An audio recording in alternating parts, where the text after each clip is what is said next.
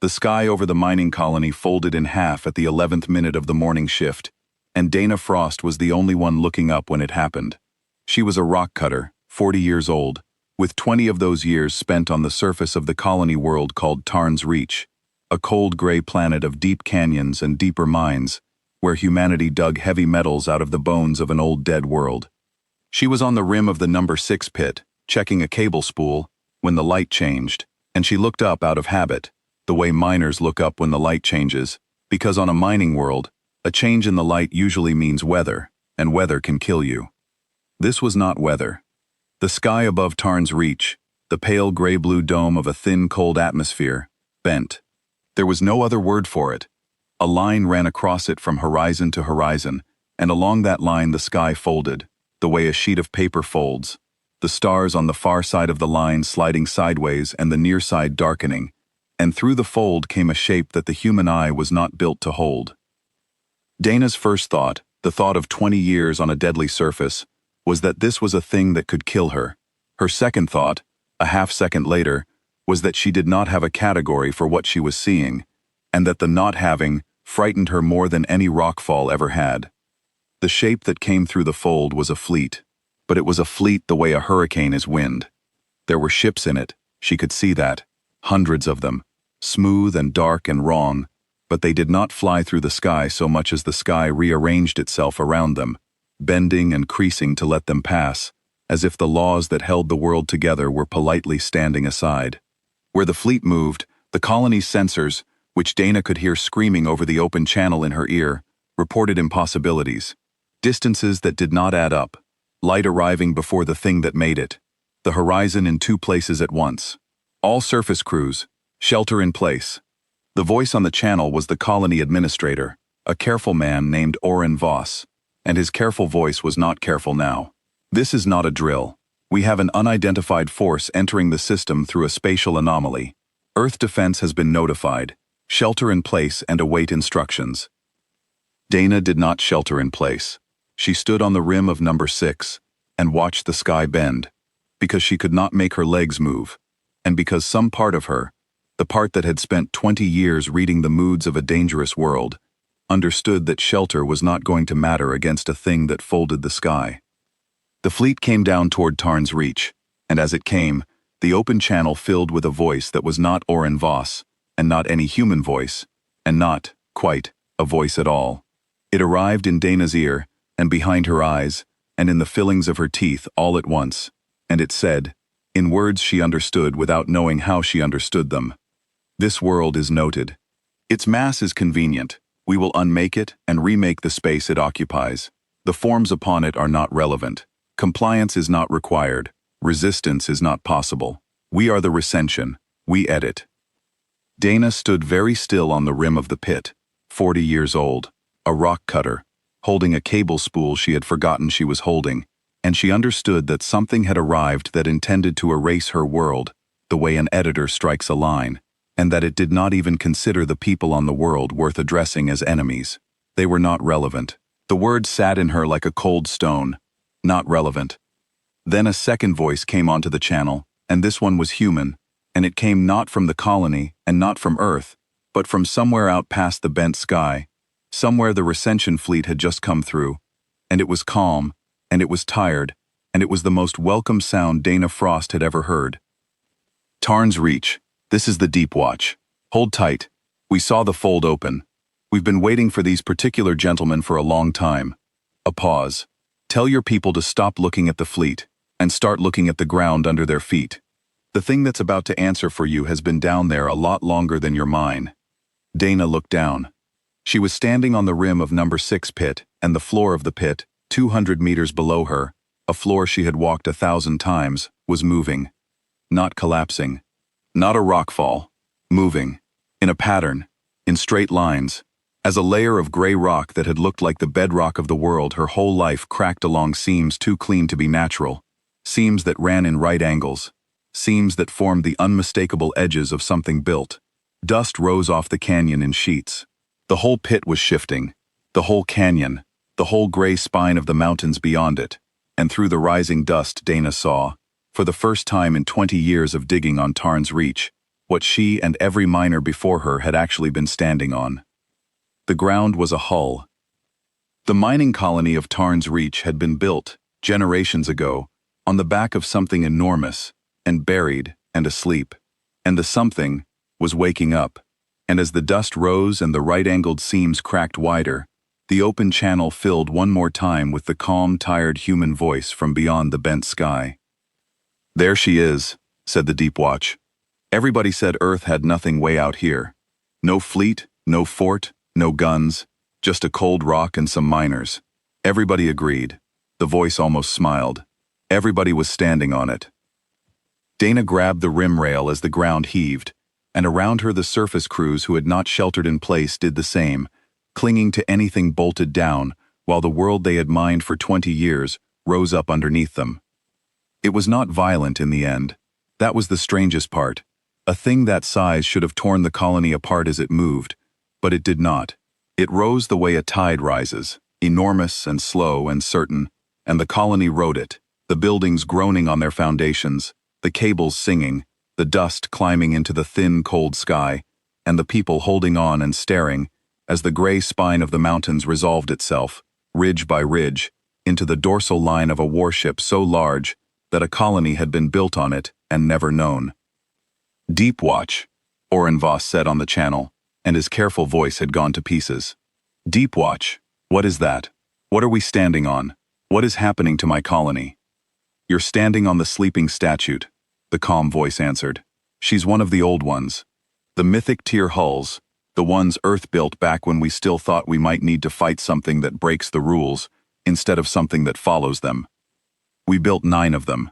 We didn't keep them in dock, because a thing that size can't be hidden in a dock.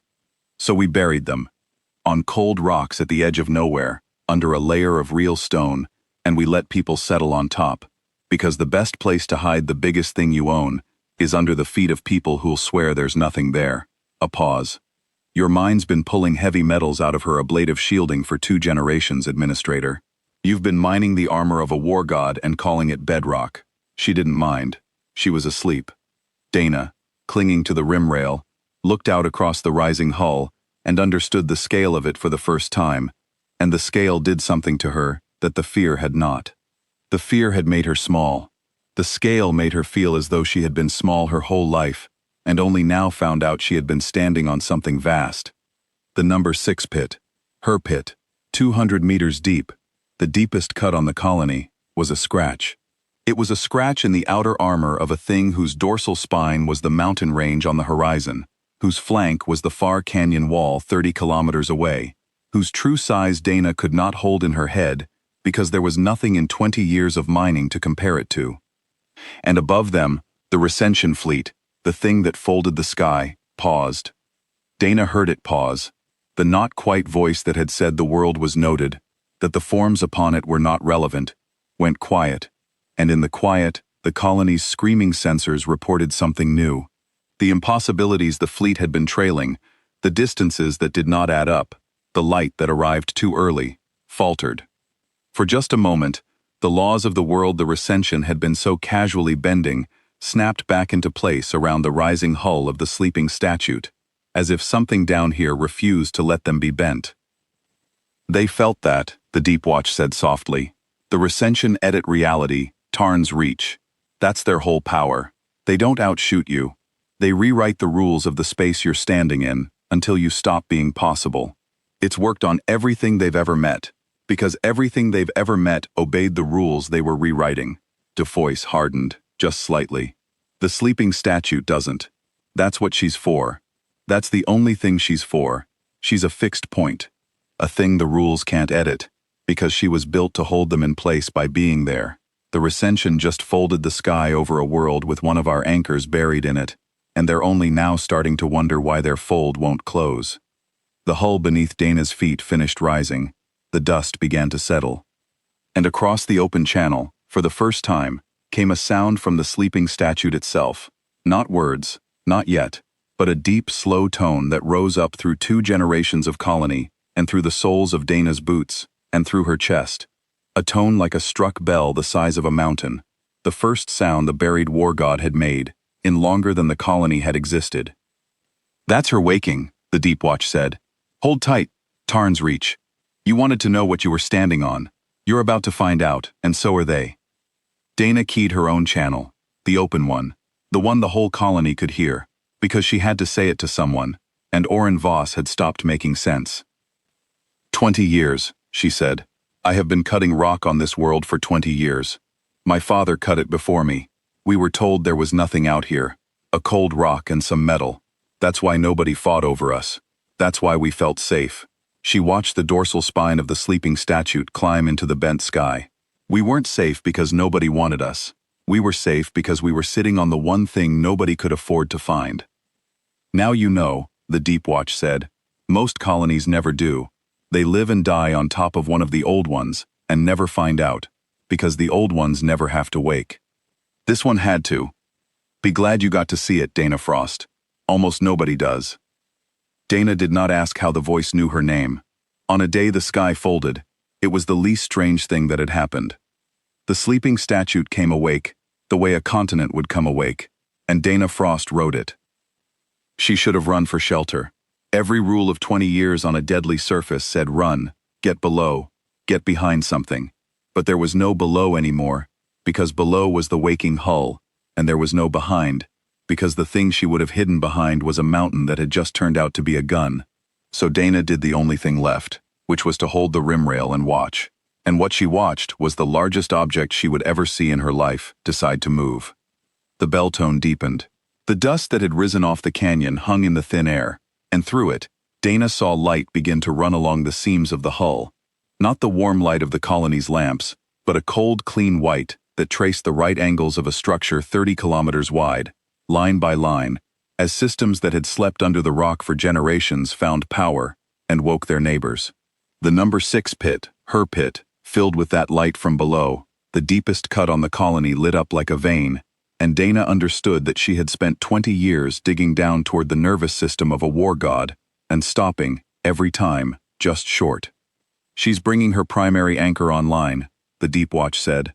Its calm, tired voice had a new edge under it, the edge of someone watching a thing they had waited a very long time to see. Tarn's reach, listen to me, because this is the part that matters, and you're the only people who'll ever see it from this close. The recension fold the rules of space. You saw it. The sky bent, distances stopped adding up, light came early. That's not a weapon they aim. That's just what it's like to be near them. Reality gets soft, and against a soft reality, nothing can hold a line, because the line itself stops being real. Dana watched the cold white light climb the dorsal spine. The sleeping statue is the opposite of soft, the voice went on. She doesn't bend the rules, she nails them down. Everywhere she is, space has to behave, because she's a fixed point, an anchor, a thing the universe is not allowed to edit. The recension just folded the sky over a world with one of those buried in it, and now she's awake, and they're about to find out what it feels like to push on a thing that pushes back exactly as hard, forever, without tiring, because it isn't doing anything, it's just being there, and being there is the whole weapon. Above the colony, the recension fleet had stopped descending.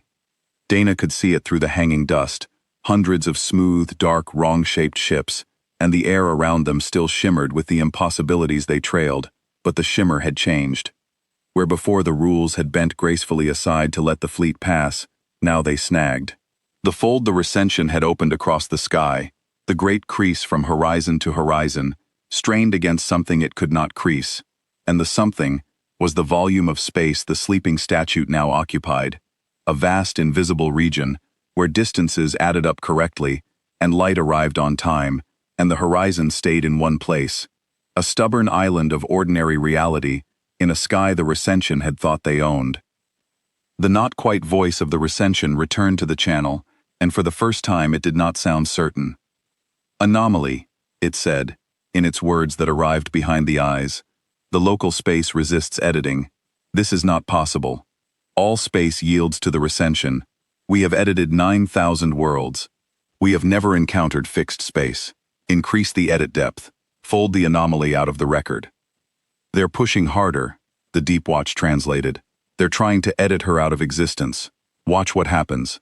This is the part nobody believes. Dana watched. The Recension fleet bent everything it had against the sleeping statue.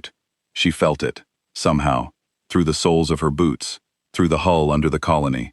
A pressure that was not physical, a wrongness that pressed in from the bent sky and tried to make the world soft. The colony's lights flickered. The dust in the air seemed, for a moment, to fall sideways. Dana's own sense of where her body ended and the cold air began went briefly, sickeningly uncertain, as if the Recension's edit had reached down through the sky and brushed the edges of her own existence. And the sleeping statue held. It did not fire, it did not strike back. It simply was, and its being there refused the edit, the way a stone refuses a wave, and where the Recension's softening pressure met the anchor's fixed space, the two of them ground against each other in a way that Dana could feel in her teeth. An enormous patient pressure meeting an enormous patient refusal, and the refusal did not give a millimeter. The dust stopped falling sideways. The colony's lights steadied. Dana's sense of her own edges came back, and she found she was gripping the rim rail hard enough to ache. Edit failed, the Recension voice said, and the words behind her eyes had something new in them now, something that took Dana a moment to recognize, because she had never expected to hear it from a thing that folded the sky. Confusion. The anomaly did not yield. Edit depth at maximum. The anomaly did not yield. Recalculating. There is no calculation. All space yields. The anomaly did not yield. There it is, the Deep Watch said softly. That's the sound of a thing that's never lost finding out it can. They've spent 9,000 worlds editing reality until everything they pointed at stopped being possible, and they just pointed at the one thing humanity built, specifically, so that it would not stop being possible, no matter what they did. The sleeping statue is a fact, Tarn's Reach. A fact you can't edit. And the Recension just learned that facts exist. Dana found her voice and used it on the open channel, because Oren Voss still had not, and someone from the colony had to speak. Deep Watch, she said. If the statue is just an anchor, just a fixed point, how does it fight? You said it doesn't fire. It can't just sit there and refuse forever, while that fleet takes the system apart around us. That's the clever part, the Deep Watch said, and now there was something almost like fondness in the tired voice. She doesn't have to outshoot them. She just has to make the space around her real, and then she can do something the Recension can't do anymore, which is fight by the rules. Think about it, Dana Frost. The Recension have never once fought a real battle. Why would they? They edit. They've never needed a single gun. They've never aimed, never ranged, never taken a hit, never learned what it cost to actually fight, because for 9,000 worlds the fight was over before it started, the moment they made the enemy stop being possible. They are the most powerful force in this arm of the galaxy, and they have never been in a fair fight in their existence. The voice hardened. The sleeping statue just gave them one, and a thing that has never been in a fair fight is about to meet a thing that was built for nothing else. The cold white light reached the top of the dorsal spine, and the sleeping statue opened its eyes. That was how Dana would describe it for the rest of her life, though she knew it was not quite right. What happened was that all along the 30-kilometer flank of the buried war god, where the colony's geologists had mapped nothing but gray rock for 2 generations, the rock split and fell away in slabs the size of buildings, and beneath it were the gun batteries. Not hundreds, thousands. Rank on rank of them, running the entire length of the hull, each one larger than the number 6 pit, each one waking with the same cold white light, each one swinging, slow and enormous, up toward the bent sky and the fleet that had thought this world was empty. Dana had spent 20 years thinking she knew how big the sleeping statue was. She had been wrong. She had only known how big the part she stood on was. The guns were a different kind of big, the kind that rearranged what the word meant. Recension, the Deep Watch said, and it put its voice on every channel now, human and otherwise, so the thing in the bent sky would hear it. This is the human anchor ship sleeping statue, and the human picket Deep Watch standing off her flank, and on behalf of the colony of Tarn's Reach, which you called not relevant, I'd like to introduce you to a concept your 9,000 worlds never got to teach you. It's called consequence.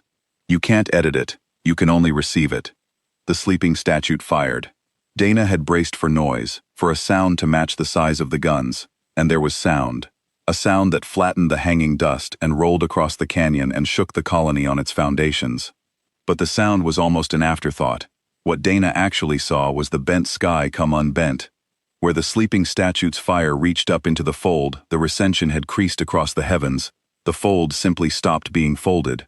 The white lances of the anchor ship's guns did not just strike the enemy ships. They struck the bent space those ships rode in, and they nailed it flat, forced it back into the ordinary geometry the recension had taught it to abandon, and the recension ships that had been riding the fold suddenly found themselves in real space, ranged, targeted, and hit, for the first time in 9,000 worlds, by a thing they could not edit. The first rank of the recension fleet, the smooth, dark, wrong-shaped ships that folded the sky, came apart in ordinary fire, and they came apart in a way that told Dana they had never once imagined it could happen to them. They did not evade. They did not return fire with any skill. They had no skill to return fire with. They had never needed it. They sat in the suddenly real sky like a thing that had forgotten the rules of a game it had never had to play, and the sleeping statue, which had been built to play exactly this game and nothing else, taught it to them all at once. 40 ships, the Deep Watch counted, calm and tired, and grimly pleased. 60. They don't know how to dodge Tarn's reach. They never learned. 90. They've been editing. Instead of fighting for so long they don't have a single combat instinct between them. 120. This is what happens when the thing that always wins meets the thing that was built for the day it wouldn't. The recension learned, in the way a thing learns when learning is the only thing left to it.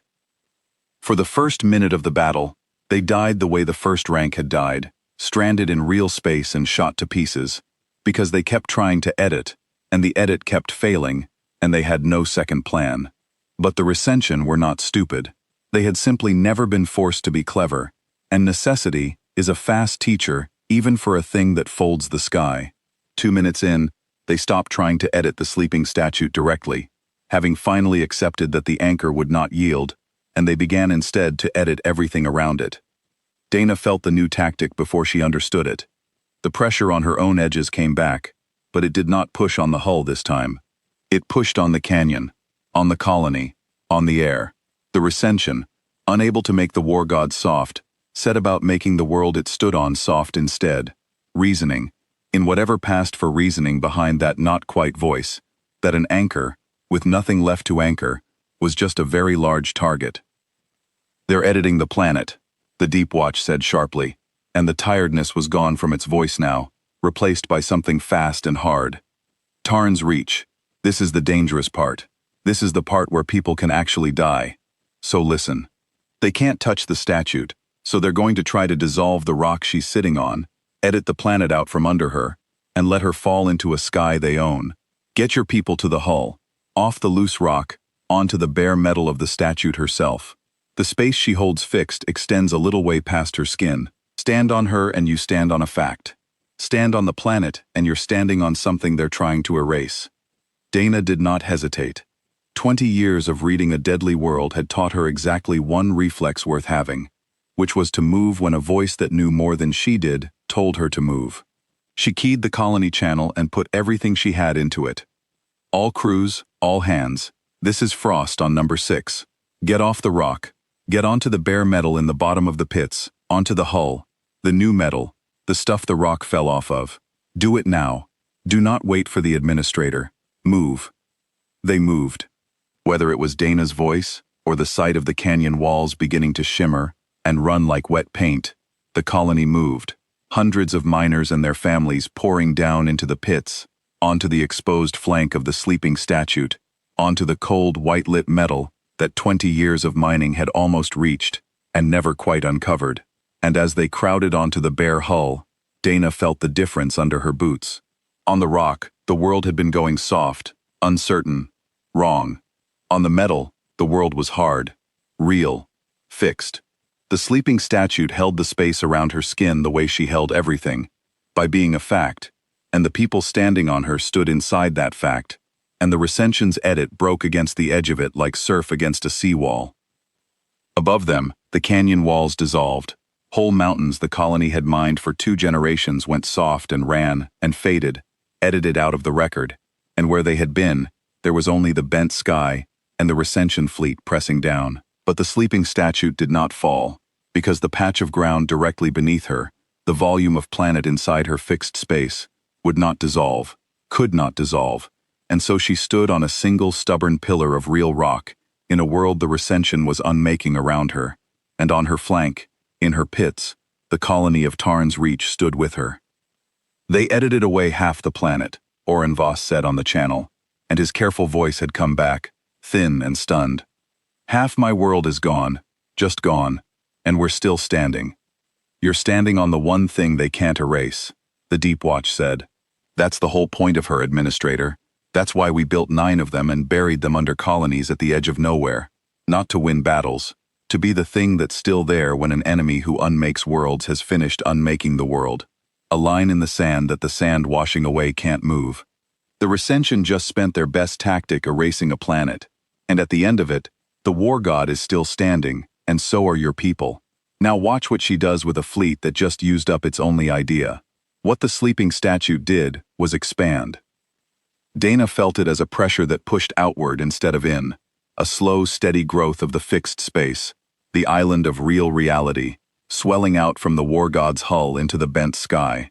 The Recension had made the mistake of editing away the planet, and in doing so, they had removed the only thing that had been keeping the fight at the surface. Now there was nothing between the sleeping statue and the fleet but the sky the Recension had folded, and the war god began, methodically, to unfold it. The fixed space grew. A kilometer, 10 kilometers, 100, and everywhere it grew, the Recension's edits failed. The folded sky snapped flat. Distances went back to adding up. Light arrived on time, and the smooth, dark, wrong-shaped ships that had ridden the fold for 9,000 worlds fell, one rank after another, into a sky that had remembered the rules, and would not let them break it. They could not edit their way out, because the space they would have edited was held fixed. They could not fight their way out, because they had never learned to fight. They could only fall, into real space, into range, into the patient, cold white fire of a thing that had been built and buried and forgotten for exactly this. 180 ships, the Deep Watch counted. 240. They're trying to retreat back through their own fold, and the fold isn't there anymore. She unfolded it. They're stuck in real space, and they don't know how to be. 300. Dana Frost, are you watching this? Tell me you're watching this, because there are maybe 9 people alive who've ever seen a Recension fleet stuck in real space, and you're going to be one of them. I'm watching, Dana said. She was. She stood on the bare hull of the sleeping statue, in the bottom of the pit she had cut for 20 years, surrounded by her people, in a pillar of real ground in an unmade world, and she watched a force that had folded the sky over her home learn, far too late, that it had picked the one world in 9,000 it could not edit. The Recension voice came onto the channel one more time, and the confusion in it had curdled into something Dana recognized, because she had felt it herself an hour ago when the sky first bent. It was the sound of a thing that did not have a category for what was happening to it. The anomaly expands, it said. Fixed space expands. We cannot edit. We cannot withdraw. The fold is unfolded. This is not possible. We are the Recension. We edit. We have edited 9,000 worlds. A pause, and then, smaller, the not-quite voice almost human in its bewilderment. Why does this world not yield? It is a mining colony. It is not relevant. The forms upon it are not relevant. Why does it not yield? Because you read the wrong thing, the Deep Watch said, and put its answer on every channel, so the whole bent, then unbent sky would carry it. You looked at Tarn's Reach, and you saw a cold rock and some miners, and you wrote not relevant, the same way you've written it 9,000 times. You never once checked what the rock was sitting on. You never imagined that the least relevant world in the system was the one we'd hide a war god under, precisely because you'd never look. The forms upon it weren't relevant, you said. Those forms are the only ones in 9,000 worlds standing on your grave. I'd call that relevant. The sleeping statue fired again, and the fixed space swept outward, and the Recension fleet fell out of the sky over Tarn's Reach rank by rank, and Dana Frost stood on the back of the war god she had mined for 20 years, and watched the impossible become, simply, true. The Recension did not flee, because the Recension did not know how.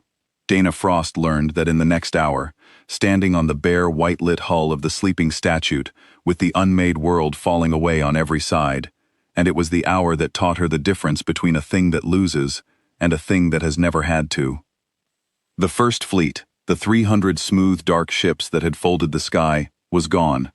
The sleeping statue had unfolded the heavens above Tarn's reach, and let them fall into a sky that remembered its rules, and they had fallen, rank by rank, into real space where they did not know how to be. But the fold across the sky did not close when the last of them died.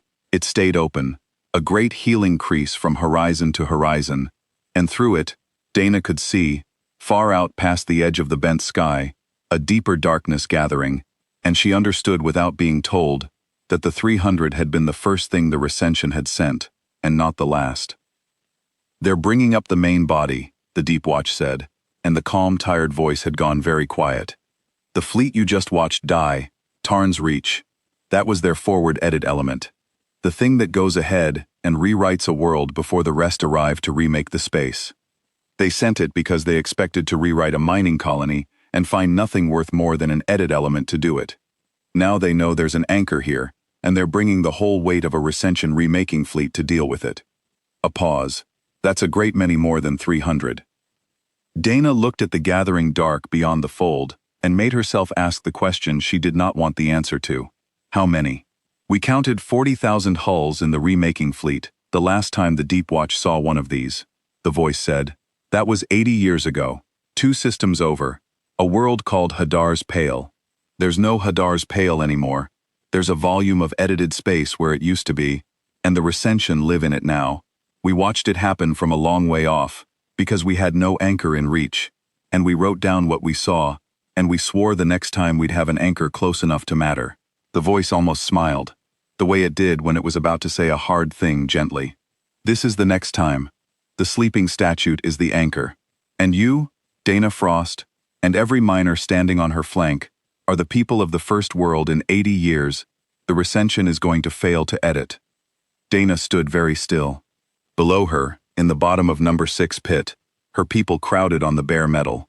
Hundreds of them, families and crews, and the colony's 2 doctors, and the school teacher, with a line of frightened children behind her, all of them packed onto the only ground in the world that would not dissolve.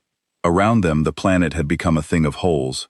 The Recension's first fleet had edited away half of Tarn's Reach before it died, and what was left was a broken honeycomb of real and unreal, pillars of solid rock standing in voids of softened space.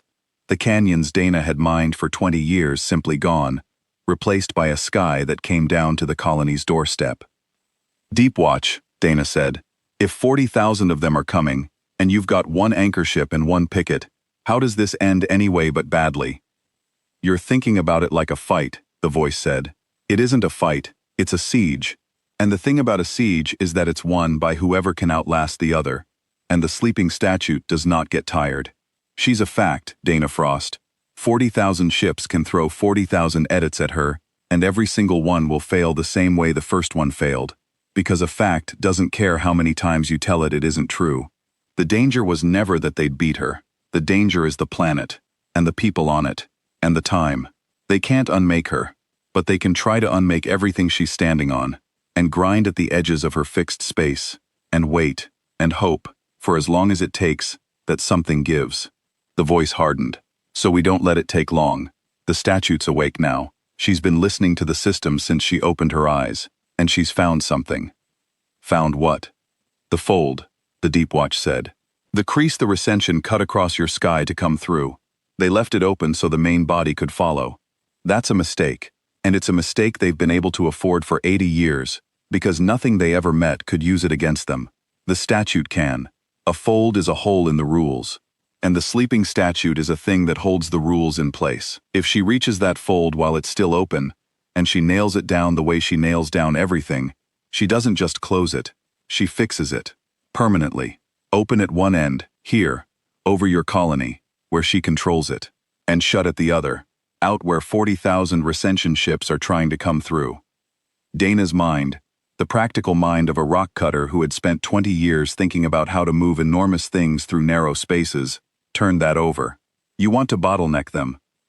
"I want to do better than bottleneck them," the voice said. And now there was something fierce and patient under the tiredness, the sound of a plan 80 years in the building. A remaking fleet of 40,000 can't all arrive at once. They come through the fold the way water comes through a cracked dam, a stream of them, a few hundred at a time. The statute can't fight 40,000, but she can fight a few hundred at a time, all day, forever, without tiring, in a patch of fixed space they can't edit, with the fold held open exactly wide enough to let them through into her guns, and not one ship wider. The voice paused. We don't break the dam, we become the crack, and we let them pour themselves into it for as long as they're willing to keep pouring. It was, Dana thought, the coldest and most beautiful thing she had ever heard, and it depended entirely on one thing. The fold's out past the edge of the bent sky, she said. The statute's buried in a planet. How does a war god the size of a mountain range get from the bottom of a colony to a hole in the sky? She flies, Dana Frost, the Deep Watch said. She's a ship. She's always been a ship. You've been living on the parked hull of a warship for 2 generations, and calling it a planet. Now she's going to stop being parked, the voice gentled. And that's the part I need to talk to you about, because it's the part where your people are in danger, and it's the part where they can choose. Dana waited. When the statute lifts, the Deep Watch said, she takes her fixed space with her, the pillar of real ground under her. The patch of planet your people are standing on comes with her, held inside her skin the way a hand holds water. Stay on her hull, in her fixed space, and you ride up into the sky inside the safest volume in the system, behind the strongest anchor humanity ever built, and you watch the whole thing from the best seat anyone has had in 80 years. A pause. Or your people can go. There's enough of the planet left, broken as it is, that the statute can set a part of her fixed space down on a stable pillar 100 kilometers off, and leave it fixed behind her, a safe island, while she takes the rest up to the fold. Your people could shelter there, out of the fight, on solid ground, and wait for it to be over. It's the careful choice. It's the one your administrator is going to want.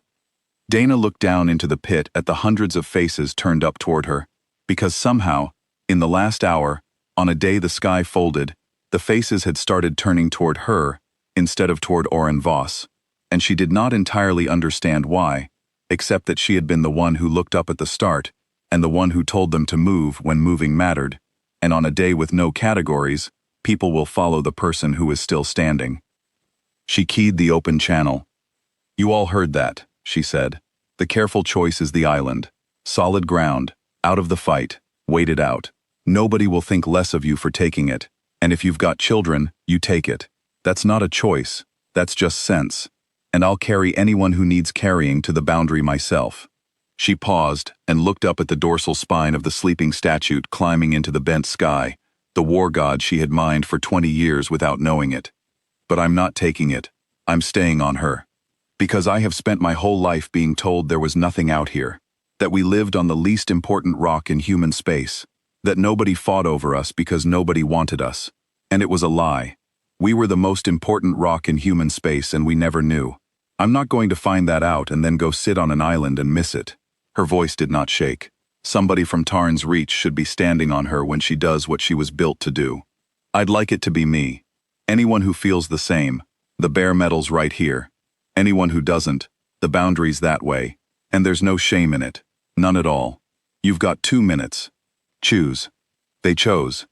The children went, and the families with children, the school teacher leading her line of small ones across the bare hull toward the boundary the statute opened for them, 100 kilometers off, a stable pillar of fixed ground where they would be safe.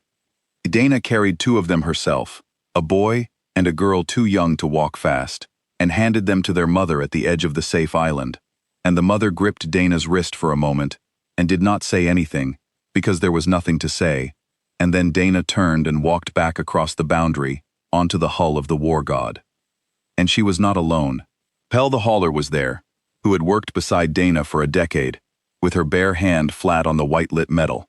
The colony's older crews were there, the rock cutters and the drill bosses and the cable runners, the people who had spent their lives in the deep pits, and had no intention of missing what was at the bottom of the deepest one.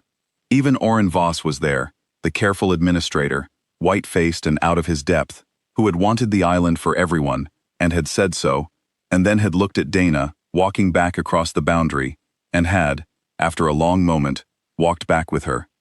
"This is not sense," Orrin Voss said, standing beside her on the hull. "No," Dana agreed. "It isn't. I'm the administrator. I'm supposed to choose sense." "You chose your people," Dana said. "They're here, so you're here. That's its own kind of sense." She looked at him, the careful man who had come apart and put himself back together in the space of an hour. "It's the better kind." Orrin Voss let out a breath that was almost a laugh, the first sound of its kind anyone had made since the sky folded. Around them, on the bare white-lit hull, the older crews of Tarn's Reach were doing a thing Dana would remember for the rest of her life, which was that they had begun, quietly, to ready themselves the way miners ready themselves before a deep shift. There was nothing any of them could do against the bent sky or the gathering dark, but 20 years of going down into a dangerous place had given them small habits that meant we are about to face something that could kill us, and they reached for those habits because the habits were all they had. They checked their suit seals, though their suits would not save them. They counted off their crews, though no one was going anywhere. They tightened their boots and clipped their tethers to the rail and stood shoulder to shoulder the way they stood at the lip of a deep cut, and Dana understood that this was not foolishness. It was how people who work in dangerous places make a dangerous place bearable. You do the small things, because the small things are yours, and the big things are not, and a person can only hold so much. "Look at them," the Deep Watch said softly, and Dana realized the voice was watching too, somehow, through the war god's eyes. "You know what I'm seeing, Dana Frost? I'm seeing a crew, not a colony that got lucky and grew on a war god's back. A crew. They don't even know they're doing it. They're clipping in. They're counting off. They're getting ready to ride a thing into a fight, the way they'd ride a cage down a shaft. And the only difference between them and the people Earth would have crewed her with is that nobody ever told these people they were allowed." The tired voice steadied. "So I'm saying it now. You're her crew, Tarn's Reach. You always were." Dana clipped her own tether to the rail, the old reflex, the small thing, and felt the rightness of it settle into her hands. Beside her, Pell did the same, and Orrin Voss, fumbling, did the same. And down the line of the hull the older crews of Tarn's Reach stood clipped in and counted off and ready. A colony that had spent 20 years being told it was nothing, standing on the back of the most important thing in human space, getting ready to ride. "Tarn's Reach," the Deep Watch said, and there was warmth in the tired voice now. Real warmth. "I've watched a lot of worlds meet the Recension. I never watched one decide to ride out and meet it back. Hold tight. The statute's going to lift, and she's going to take you to the fold, and you're going to see something no living person has seen in 80 years, and most never will. You wanted to know what you were standing on." The voice steadied. "You're standing on the answer to Hadar's Pale. 80 years late. But not too late. Never too late. As long as one of the old ones is still down there, sleeping, waiting for the day the rules need holding." The sleeping statute gathered herself. Dana felt it through the soles of her boots, a deepening of the bell tone, a tightening of the fixed space, the war god drawing her stubborn island of real reality in close around her hull, like a fighter closing a guard. The broken planet of Tarn's Reach, what the Recension had left of it, hung around her in pillars and voids, and the safe island where the children waited, held firm 100 kilometers off, fixed and bright. And above, beyond the great open crease in the sky, the gathering dark of 40,000 hulls began, at last, to move. "Here she goes," the Deep Watch said softly. 80 years, and here she goes. Watch the ground, Dana Frost. Watch it the way you watched the light this morning, because the ground is about to do the one thing in 20 years it's never done." Dana watched the ground. The ground rose. Not the way it had risen before, slow and tidal, shaking the colony on its foundations. This was different. This was a thing that had finished waking, deciding, all at once, to fly. The sleeping statute lifted off the bones of the dead world she had been buried in, 30 kilometers of war god rising clean into the bent sky, her fixed space wrapped around her, the colony of Tarn's Reach, and its stubborn people riding her flank, and the planet fell away below in pieces, edited and broken, and finally, in the end, left behind. And Dana Frost, rock cutter, 40 years old, who had been told her whole life there was nothing out here, rode the most important thing in human space up into the sky to meet the dark, and found that she was not afraid. She had run out of fear an hour ago.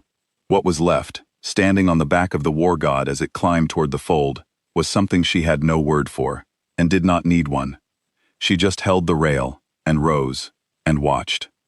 The fold over Tarn's Reach was bigger up close than any human word for big. Dana Frost had spent 20 years learning the scale of large things, the scale of pits and canyons and ore haulers the size of houses, and none of it had prepared her for the crease the recension had cut across the sky. From the rim of number 6 it had looked like a line on the horizon. From the climbing hull of the sleeping statue, as the war god rose toward it, it resolved into a wound in the world. A gap where the ordinary geometry of the sky had been folded aside, and through the gap, in a darkness that was not the darkness of space but the deeper darkness of edited nothing, the recension remaking fleet was coming. They came the way the Deep Watch had said they would, not all at once. A fold, however large, is still a hole, and 40,000 ships cannot pour through a hole at once, any more than an ocean can pour through a doorway. They came in a stream, a few hundred at a time, smooth and dark and wrong, sliding out of the edited nothing into the bent sky over Tarn's Reach, and the moment they crossed into the volume the sleeping statue now held fixed, the bending stopped, and they were real, and they were ranged, and they were in the guns. "This is the crack in the dam," the Deep Watch said. "She's going to put herself right at the mouth of the fold, hold it open exactly wide enough to let their stream through, and turn that stream into a line they have to cross one rank at a time. They can't widen it, because she's holding it fixed. They can't close it, because they need it open to bring up the main body. They can't edit her, because she's a fact. All they can do is keep sending ships through a doorway, into a room full of guns, and hope that somewhere in 40,000 hulls, there's one that does something she can't answer." The voice went flat and certain. "There isn't, but they'll spend all 40,000 finding that out, because the recension have never learned the one thing that would make them stop, which is how to lose gracefully. They don't have the concept. We're about to teach it to them the long way." The sleeping statue reached the mouth of the fold and stopped, and planted herself, and held. Dana felt it as the deepest stillness she had ever stood inside. The war god simply ceased to move, anchored not to any ground but to the rules themselves, a fixed point in a bent sky, and the fixed space around her snapped out to its full size, a vast clean sphere of ordinary reality, with the fold's mouth at its edge, and the colony of Tarn's Reach riding safe at its heart. And into that sphere, rank by rank, the recension came, and rank by rank, the sleeping statue met them. It was not like the first fight. The first fight had been a slaughter of a fleet that did not understand it could be killed. This was a siege, and a siege has a rhythm, and Dana learned the rhythm over the next hours the way she had learned the rhythm of the mine, by standing inside it until it became the only thing in the world. A rank would come through the fold, 300 ships, 400, smooth and dark, spilling into the fixed space, and for the first instant, they would try the only thing they knew, the edit, the softening, the folding of the rules. And the rules would not fold, because the sleeping statue held them, and the edit would fail, and the recension ships would find themselves, for an instant, simply real, simply present, simply there, in a sphere of space where everything behaved and nothing yielded, and the war god's guns had perfect range and perfect time. And then the guns would speak, the thousands of batteries the colony had mined over for 2 generations, and the rank would come apart in ordinary fire, and the next rank would come through the fold, and try the edit, and fail, and die, and the next.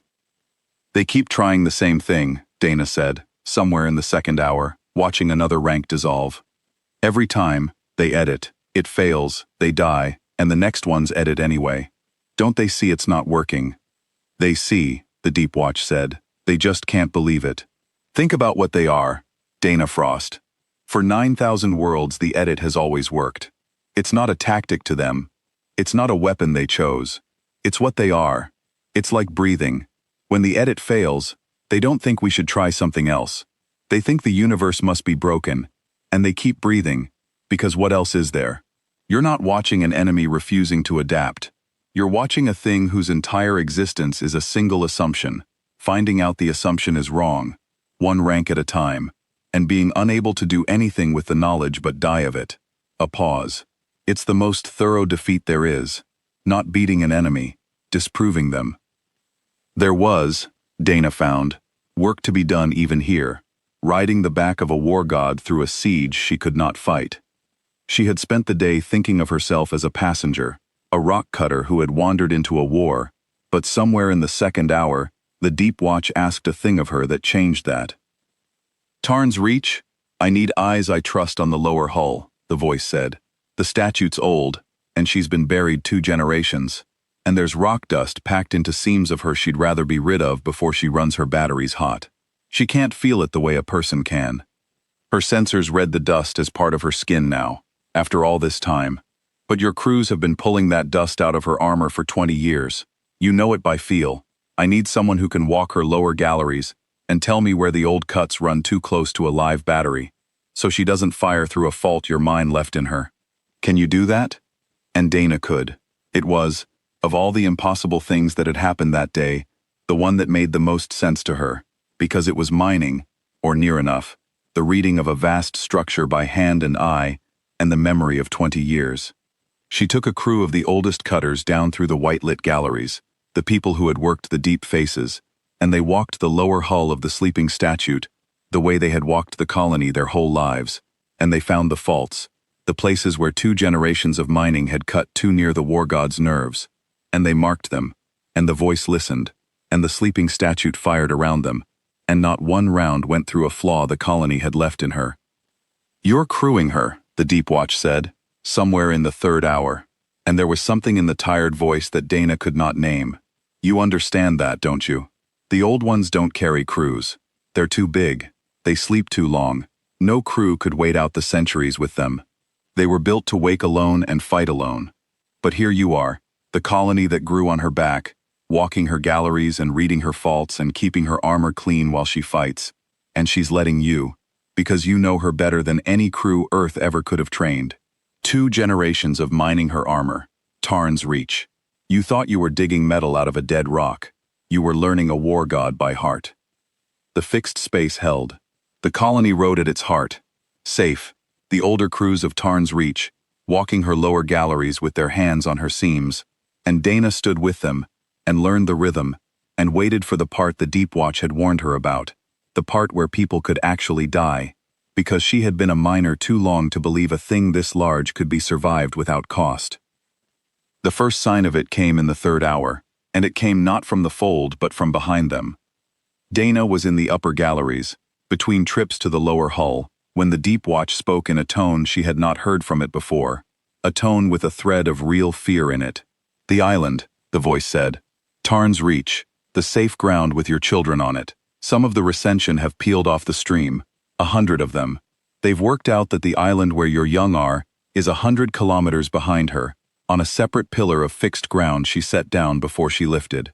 It's holding itself fixed because she made it so, but she's not there, and 100 ships are running for it. The cold that went through Dana then was a different cold from any the day had given her. The fear of being edited had been a fear for herself, and she had found, to her surprise, that she could stand it. This was not that. This was the children, the school teacher's line of small ones, the boy and the girl she had carried across the boundary herself and handed to their mother. This she could not stand at all. Then we go back, she said. We turn around, we go back, we put her over the island. We can't, the Deep Watch said, and the fear in the voice was the fear of a thing that has done the arithmetic and hated the answer. If she leaves the fold opens wide, and the 30,000 still waiting behind it pour through all at once into a sky with no anchor to make it real. They'd be over the colony, over the island, over everything. The only reason any of you are alive is that she's standing in the doorway. She cannot step out of it to save 100 children from 100 ships, because the moment she does, 30,000 ships kill everyone. That's the trap, Dana Frost. She has to hold the door, and 100 of them are running for the one thing she set down behind her, knowing she can't follow. Dana stood in the upper gallery with that, the worst arithmetic she had ever been handed, and for one moment, the whole day caught up with her at once, and she could not breathe.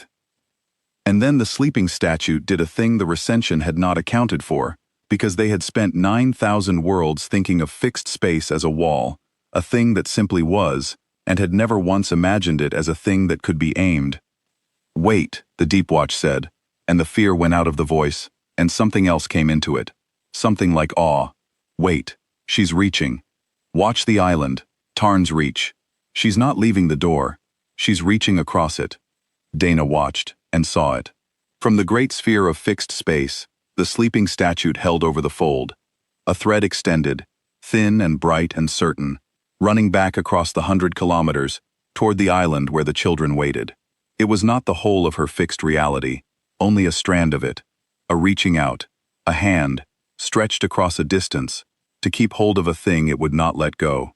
And the strand reached the island, and wrapped it, and the island's pillar of fixed ground, which had been holding itself by the memory of her anchoring, became truly anchored again, joined to the war god by a bright, thin line of fact across 100 kilometers of sky.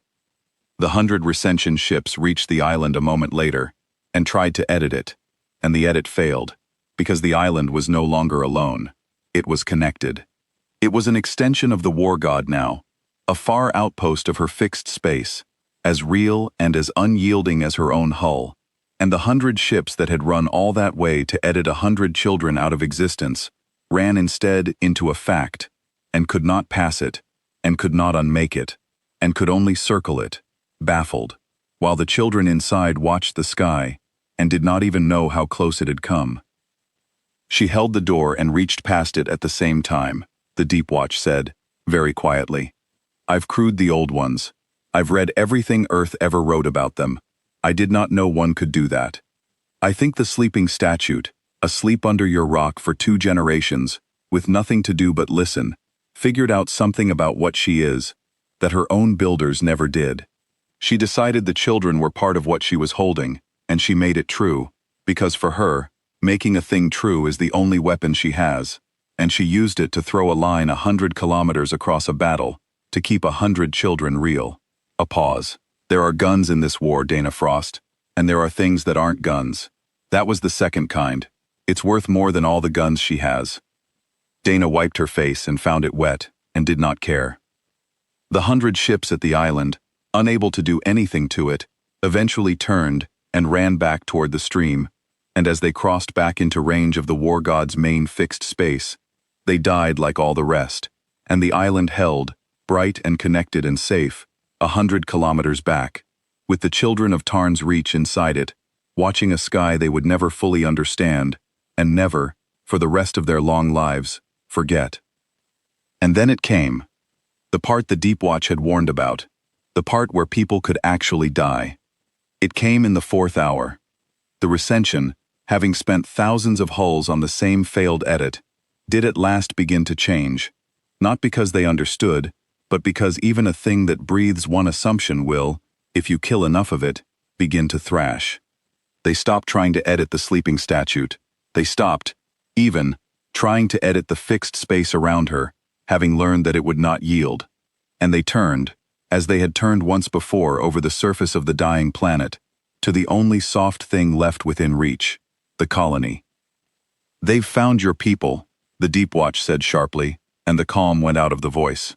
"Listen to me, Tarn's Reach. The statute's fixed space holds the rules in place, but it's a sphere, and the colony's riding near the edge of it, on the hull, and the recension have finally figured out that they can't edit the space, but they might be able to edit what's standing in it. They're going to try to reach past her guns and edit the people. Not the ground, the people. Get off the rim. Get deep. Get into the pits, into the old cuts, behind as much of her hull as you can put between yourselves and the fold. The deeper you are inside her, the more of her fact is wrapped around you. Move."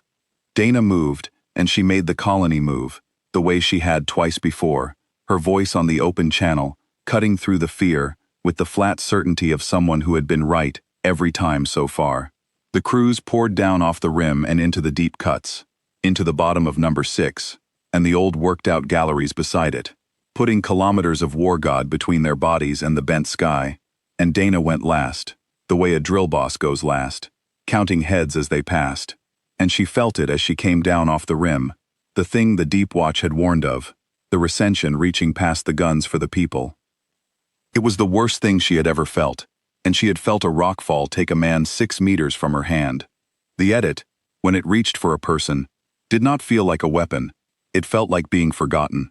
For one endless instant on the rim of the pit, Dana felt the world begin to decide that she had never existed, felt her own edges go soft and uncertain, felt the memory of her father and her 20 years, and her name, start to slide toward the same edited nothing the planet had fallen into, and she understood, in that instant, exactly what had happened to Hadar's Pale, and why there was no one left to remember it. And then she was deep enough, and the fact of the sleeping statue closed around her, and the world remembered her again, hard and real and certain, and Dana Frost came back into her own existence on the floor of the deep gallery, with Pell's hand gripping her arm, and Pell's voice saying her name, over and over. Dana, Dana, Dana, anchoring her with the oldest anchor there is, which is another person who refuses to let you go. I'm here, Dana said, and her voice shook for the first time all day, and she let it, because some things should shake you. I'm here, Pell. I'm here. You went gray, Pell said. For a second you went gray, like the rock when it ran. I thought you were going to... She could not finish it. There was no word in 20 years of mining for almost being edited out of existence. How many? Dana said, pulling herself together, because that was the job. That was always the job. How many did we lose on the rim? The answer came over the channel, from Oren Voss, deep in the next gallery, and his careful voice was steady now, steadier than it had been all day, the voice of a man who had finally found the one thing he was good for. None, he said. Everyone got deep enough in time. You got them deep enough in time, Frost. Every soul that rode out with us is still aboard. Not one was lost. Dana closed her eyes and let that be true for a moment. That's because you move when a voice tells you to move, the Deep Watch said, and there was something raw under the tiredness now. I've watched worlds die because they argued. You didn't argue. Not once, all day. Your people are alive because their colony learned, in one morning, the single most human thing there is, which is to keep going when the rules say you should already be gone. A pause. And now the statute's going to make sure they can't reach for you again. Watch the fold, Tarn's reach. The siege is over. She's done letting them come to her. Dana climbed back up through the deep cuts, slower this time, Pell beside her, and came out into the white-lit upper galleries where the older crews waited, and looked out across the fixed space at the fold, and saw what the sleeping statue had decided to do. She was moving again. After hours of holding still, of being the crack in the dam, the war god had stopped waiting for the stream to come to her, and had begun, slowly, enormously, to close the distance to the mouth of the fold itself. She held the door open long enough to bleed them, the Deep Watch said. Long enough to teach them, rank by rank, that they couldn't win this. They've sent through, by my count, 11,000 hulls, and 11,000 hulls are dead in the fixed space over your colony, and the main body, what's left of it, has finally started doing the thing the Recension has never once done in 9,000 worlds. The voice was very quiet. They've started to hesitate, the stream slowing.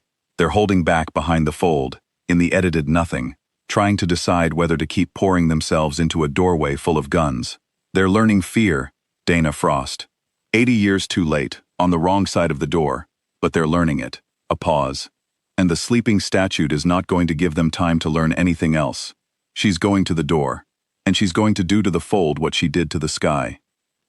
Dana watched the war god close on the wound in the world, the 30-kilometer hull sliding through its own fixed space toward the mouth of the fold, and she understood, finally, the whole shape of the plan that had been 80 years in the building, and it took her breath away with how patient it was, and how complete. She's not going to close it, Dana said slowly. She's going to go through it. There it is, the Deep Watch said, and for the first time all day, the tired voice had something in it that was almost a smile, almost a benediction. There's the miner. 20 years of figuring out how to move enormous things through narrow spaces, and you saw it before I told you. Yes, Dana Frost. She's going to go through.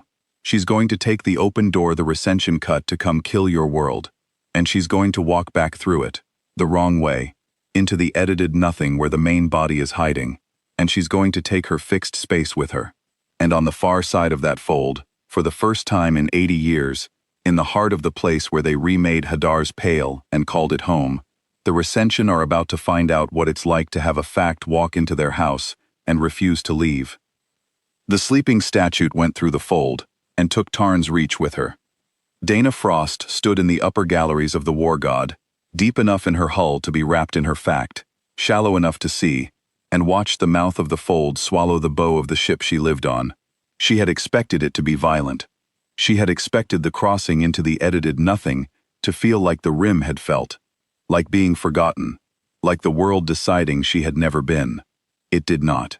The sleeping statue carried her fixed space across the threshold the way she carried everything, by being a fact, and inside that sphere of held reality, the crossing felt like nothing at all, like passing through a doorway, like the simplest thing in the world. The strangeness was all outside the sphere. Outside the sphere was the place the Recension lived.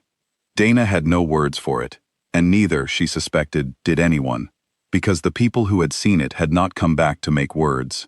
On the far side of the fold, there was no space the way she understood space. No stars, no dark, no distance.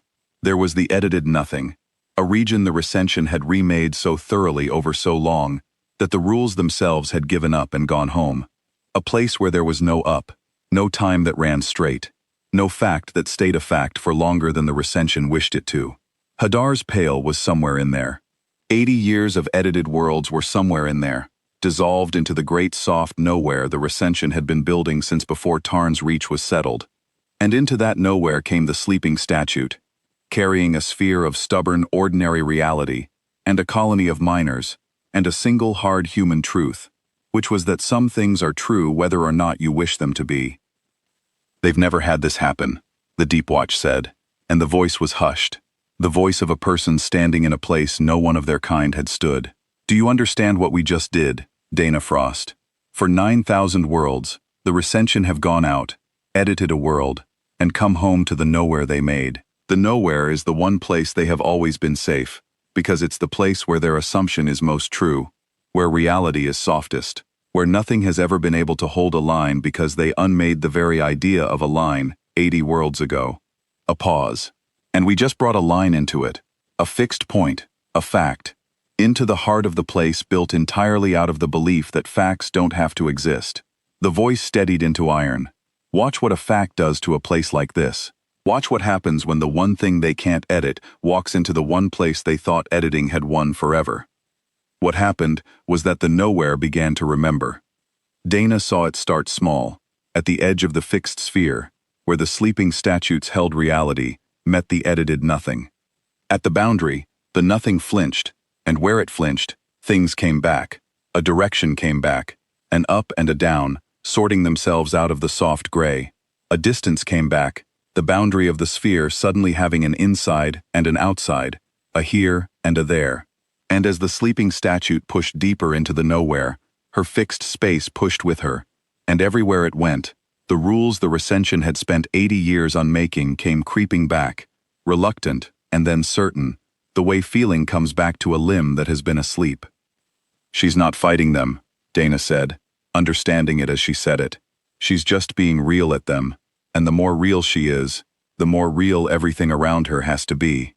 That's the whole of it," the Deep Watch said. "She doesn't conquer the nowhere, she remembers it. She's a fixed point in a place that forgot fixed points were allowed. And you cannot have a fixed point in a region without the region having to have rules for it to be fixed against. And so the rules come back, because they have to, because she's there and she's a fact, and a fact demands a world that can hold it. The Recension built the nowhere out of the belief that nothing has to be true. The sleeping statue is the proof that something does, and the nowhere can't hold both. The Recension came for her then, the main body, the 30,000 hulls that had hesitated at the fold and pulled back into the safety of the nowhere, and they came in a way they never had over Tarn's reach, because here, in their own place, they had a power they had not had in the bent sky of the colony. Here they did not have to come through a doorway one rank at a time. Here they came from everywhere at once, from above and below, and from directions Dana's eye could not follow. 30,000 smooth, dark, wrong-shaped ships pouring out of the soft gray, nowhere toward the single hard sphere of fixed space that had walked into their home, And for the first time all day Dana felt the cold certainty in her chest waver, because 30,000 is a number the mind cannot hold, and they were all coming at once. And the sleeping statue did the thing she had been built and buried and forgotten to do, and Dana Frost watched it, and understood at last why humanity had made 9 of them and hidden them under colonies at the edge of nowhere, and why the Deep Watch had waited 80 years for the day one of them woke. The war god expanded her fixed space, all at once, with everything she had. It did not creep this time, it surged. The sphere of held reality leapt outward from the sleeping statue's hull, a kilometer, 10, 100, 1,000, faster than the eye, and everywhere it passed, it nailed the nowhere down into ordinary space. And everywhere it nailed the nowhere down, the 30,000 recension ships that had been pouring through the soft gray suddenly found themselves in a sky that had rules. They had been moving in directions that did not exist anymore. They had been hiding in distances that had just been made to add up. They had been, every one of them, riding the soft nowhere the way they had ridden it for 9,000 worlds, and the soft nowhere had, in the space of a breath, become hard, and real, and ranged, and full of guns. There it is, the Deep Watch breathed. There's the day. 80 years. There's the day. The 30,000 came apart. Not all at once. It was too many even for the sleeping statue to kill all at once.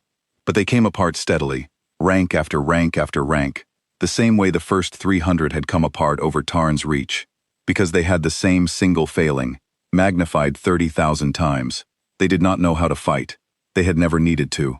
In their own nowhere, in the heart of their own power, they were more helpless than they had been in the bent sky over the colony, because they had grown even softer here, even more certain that nothing would ever hold a line against them, and now a line had walked into the very center of their certainty, and held, and they had nothing, nothing at all, to answer it with but the edit, and the edit failed, and they died, and the fixed space grew, and they died, and it grew.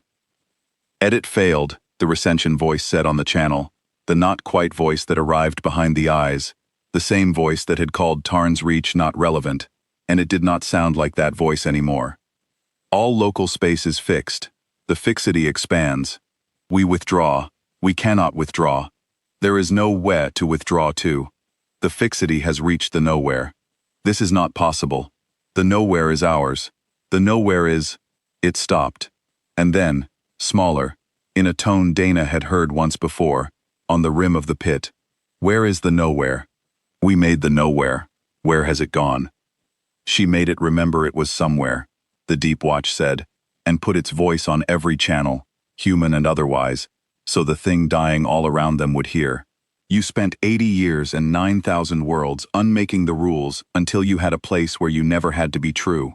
And we kept one ship, one fact, asleep under a cold rock, waiting for the day you'd open a door wide enough to walk it through. You did that today. You did it yourself. You folded the sky over Tarn's Reach to come kill a mining colony you couldn't be bothered to address as an enemy, and you left the door open behind you, and you let the one thing in the galaxy you couldn't edit walk it back into your house. The nowhere is gone, Recension. We made it be somewhere again, and in a place that's somewhere, you have to follow the rules, and you never learned how. Around Dana, the people of Tarn's Reach had stopped being afraid, and started being something she had no word for. They stood in the upper galleries, on the bare cold metal of the war god, families and crews and the colony's 2 doctors and the older miners who had ridden out instead of taking the island, and they watched the soft gray nowhere give back the stars and the directions and the distances the recension had folded away, and not one of them spoke. It was too large to speak at. Pell, beside Dana, reached down without looking and put her bare hand flat on the white-lit hull, the way a person touches a thing to be sure it is real, and Dana saw her shoulders shake and understood that Pell was not afraid. She was overcome. They all were. They had spent their whole lives being told they lived on the least important rock in human space, and they had just found out that the least important rock in human space was the hilt of a buried sword, and that they had been its keepers without ever knowing it. It will not stop, the recension voice said, and there was no certainty left in it at all. We edit the fire. The fire does not yield. We edit the distance. The distance does not yield. We edit ourselves to withdraw, and we cannot. The space will not permit it. Everything we touch is fixed. Everything is a fact. We are surrounded by facts. A long silence, and then, in the smallest voice it had used yet, we did not know facts could be a weapon. Most things don't, until they meet us, the Deep Watch said. Keep watching, Tarn's Reach. We're not done, but the part where you might have died is over. From here on, it's just arithmetic, and the arithmetic is all on one side. It took the rest of that day by Dana's reckoning, though time in the once nowhere was a strange thing to reckon. The sleeping statue held her fixed space across the whole of the region the recension had unmade, and the region, made to be somewhere again, became a sky like any sky, and in that sky, the remaking fleet died the death of a thing that had never learned to live in a world with rules. They tried, at the end, the only new thing they had tried all day. A few hundred of them, the last few hundred, turned and ran, not toward any nowhere, because there was no nowhere left, but toward the deepest dark they could find, fleeing the way a real ship flees, badly and too late, having learned the lesson 80 years and 9,000 worlds had never taught them. And the sleeping statue let them go. Dana did not understand it at first. She had stood all day on a war god that did not fail, did not retreat, did not yield, and watched it disprove an enemy out of existence. And now, with a few hundred of that enemy fleeing into the dark, it simply stopped and let them run. Why, she said, after everything, why let any of them go? Because we want them to, the Deep Watch said, and the tired voice was gentle now, gentle the way it had been when it told her about the children and the island. Think about it, Dana Frost. The Recension have ruled this arm of the galaxy for longer than humanity has been in space, and they ruled it by being a thing nobody had ever beaten, a thing that always won, a thing the rest of the galaxy was too afraid to even resist, because resisting was impossible. We just broke that, today, over a mining colony nobody had ever heard of, and the most important thing we can do now, more important than killing the last few hundred, is to make absolutely certain that someone survives to carry the story home. The voice steadied. Let them run. Let them flee into the dark with the news that the Recension can lose, that the rules can hold, that somewhere out at the edge of nowhere there's a species that builds things specifically so they cannot be unmade, and buries them under cold rocks, and waits. That story is worth more than 300 kills. That story ends an empire. Dana looked out at the few dark ships fleeing into the deep, carrying the worst news the Recension had ever received, and understood, and was quiet. For a while, no one spoke. The colony of Tarn's Reach stood on the white-lit hull in the place that had once been the heart of an empire's power, and was now only an ordinary sky, with the wreckage of 30,000 ships cooling in it, and the last few survivors running for the dark. Dana stood among the older crews she had ridden out with, and felt the day finally begin to settle into something she could hold. There was a stage of any long shift, she knew, when the work was not done, but the danger was, and the body understood it before the mind did, and the shoulders came down, and the breath came easier. They were in that stage now. The whole colony was. It moved through them like a tide going out. There's a thing I want you to understand, Dana Frost, the Deep Watch said, into that quiet, because you're going to carry this day, and you should carry it right. You'll be tempted, when you tell it, to say the sleeping statue won. And she did. But that's not the part that matters, and if you let people believe the war god is the point, you'll have learned the wrong thing from the most important morning of your life. What's the part that matters? Dana said. You are, the voice said simply. Not because you fired a gun, you didn't. Not because you saved the day. The statute did that. The part that matters is that when a thing that had unmade 9,000 worlds called your home, not relevant, your colony of cold rock miners decided, every soul of you, that you would not be unmade quietly. You moved when you were told to move. You got the children to the island. You crewed her without being asked. And when there was a careful choice and a hard one, most of you who had no children to think of chose to ride a war god into the dark. The tired voice gentled to the edge of breaking. The statute is a fact, but a fact has to be kept. For 80 years, somebody had to keep her, even thinking they were just digging metal out of a dead rock. The galaxy is full of weapons. What it's short of is people who'll keep a thing safe for 2 generations, and then, on the one morning it counts, stand on its back and refuse to be told they don't matter. The Recension never met that before. They've met it now. And that, not the guns, is the thing those fleeing ships are carrying home, whether they understand it or not. Pell, beside Dana, had been listening, her bare hand still flat on the hull, and now she spoke, the first thing she had said since the deep gallery, her voice rough. "Where are more of them then?" she said. "More of these ships. You said Earth built 9. 8 more," the Deep Watch said. "Buried, the way this one was, under colonies at the edge of nowhere, on cold rocks nobody fights over. 8 more colonies of people who think they live on the least important worlds in human space, and never once suspect what they're standing on. 8 more crews who don't know their crews." A pause. "And 8 more mornings, somewhere down the long years, when a sky will fold that shouldn't, and the ground will turn out to be a god, and a colony of ordinary people will have to decide, the way you decided, whether to be unmade quietly, or to clip in and count off and ride." "And will they," Pell said, "decide the way we did?" "I don't know," the voice admitted. "I'd like to think so. Most worlds, when the end comes, argue, or kneel, or simply stop. But if a cold rock mining colony that spent 20 years being told it was nothing can ride a war god into the heart of an empire and come home with every soul aboard, then maybe the thing humanity buried under all 9 of those rocks was never really the ships at all. Maybe what we buried, 8 more times, was the chance for 8 more colonies to find out what you found out this morning, which is that there is no such thing as a people that doesn't matter, only a people that hasn't been asked yet." The voice was quiet a moment. "You were asked, Tarn's Reach. You answered. That's the whole story. The rest is just the size of the guns." Dana looked out one last time at the once nowhere becoming a sky, at the grave of 9,000 worlds given back its rules, at the last dark ships running for the deep with the news that would unmake an empire's certainty the way the empire had unmade so much else. And she thought about the other 8 rocks, the other 8 colonies sleeping on the backs of gods, and she found she was not afraid for them. She had been afraid of a great many things since the morning the sky folded. She was not afraid of that.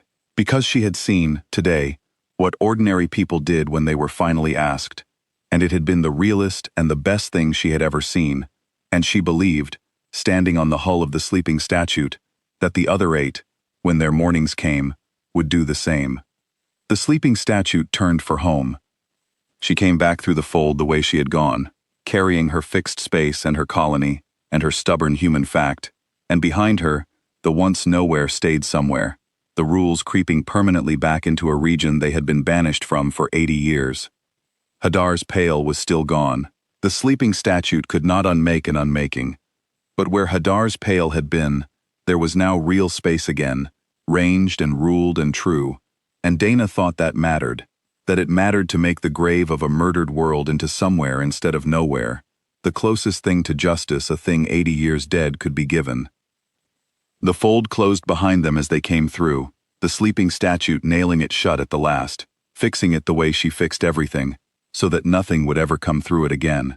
And the war god rose back into the ordinary sky, over the broken planet of Tarn's Reach, the bent sky long since unbent, the stars all in their proper places, and below her, on the stable pillar of fixed ground 100 kilometers off, the safe island where the children waited, held firm and bright in the cold morning light. The sleeping statue set the colony down. She did it the way she did everything, slow and certain and without violence, lowering her fixed space and the broken pillar of real planet she had carried out and back, settling the people of Tarn's Reach onto solid ground beside the island where their children were, the 2 halves of the colony reaching across the boundary to each other before the dust had even begun to settle.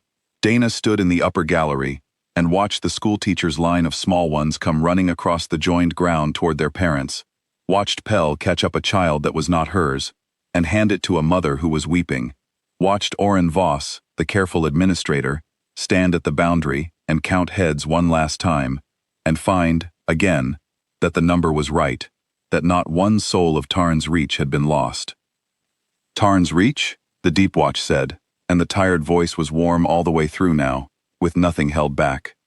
"I've watched a lot of worlds meet the Recension. Every one of them died, or knelt, or was edited into a nowhere nobody remembers. Yours is the first that rode out to meet it, and fought it in its own house, and came home with every soul aboard. A pause. You're going to want to know what happens now, so I'll tell you. Now the statue goes back to sleep. Not here. This rock's too broken to hide her under again. But somewhere, another cold world at the edge of another nowhere, buried under another colony that'll never know what it's standing on. Because the war isn't over. There are other empires out there that think they can't be beaten, and someday one of them will fold a sky it shouldn't, and one of the old ones will have to wake. That's what they're for. That's the only thing they're for. To be the fact that's still there when everything else has been edited away. Dana found her voice. And us. What about us? The people who know. You're the rarest thing there is, the Deep Watch said. You're a colony that knows. Most never do. They live and die on top of one of the old ones, and never find out. You found out. You rode her out and brought her home. The voice gentled. You'll be moved, in time, to a new world, a green one, a safe one, far from any fold. You've earned it. And Earth pays its debts to the people who keep its anchors. But you'll carry it with you, all of you. The thing you saw, the morning the sky folded and the ground turned out to be a god. And someday, a long time from now, one of your grandchildren will stand on some other cold rock at the edge of nowhere and feel the light change, and look up and look down, and remember a story their grandmother told them about the day the least important rock in human space turned out to be the most important, and they'll know, before anyone tells them, exactly what they're standing on. A pause, and then, the last thing the Deep Watch said, be glad you got to see it. Dana Frost. Almost nobody does. Dana stood in the upper gallery of the sleeping statue, 40 years old, a rock cutter, on the back of the war god she had mined for 20 years without knowing it, and watched her people come home across the joined ground in the cold, clean morning light, every one of them alive, and she did not ask how the voice knew her name, because on a day the sky folded and unfolded, and a buried god disproved an empire out of existence, it was, still, the least strange thing that had happened. She put her bare hand flat on the white-lit hull, the way Pell had, the way a person touches a thing to be sure it is real. It was real. It was the realest thing she had ever touched. It was a fact, and it had held, and so had she, and so had all of them, and somewhere out in the dark, a few fleeing ships were carrying the news that would end an empire, the news that the rules could hold, that out at the edge of nowhere, there lived a people who buried gods under cold rocks, and waited, patient as stone, for the day the universe needed holding in place. The morning light steadied over Tarn's Reach. The colony came home, and the sleeping statue, her work done, her fact proven, began, slowly and certainly, and without any fear at all, to think about going back to sleep.